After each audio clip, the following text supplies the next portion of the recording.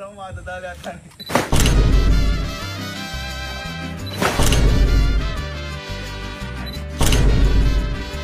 So, ngayong araw po wala ako sa may bahay. Pero malapit lang po ito sa bahay namin. Kasi may gagawin po ako. Matagal na po namin pinaplano to at napakatagal na preparasyon na to. May gagawin po akong prank sa mga kapatid ko. At ito po Squid Game prank. Kung naaalala niyo po sa Squid Game, di ba meron siyang yung glass na kapag namali ka ng tungtong, may ibig ka o malalaglag ka. Parang ganun din to. Ito, ayan.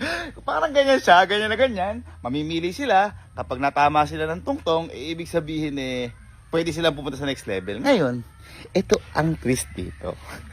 Ito po kasi, kung mapapansin niyo po, sa starting na yan, i-demo ko kasi sa kanila na ito, yan yung lubog. Kapag sumampa po tayo dyan,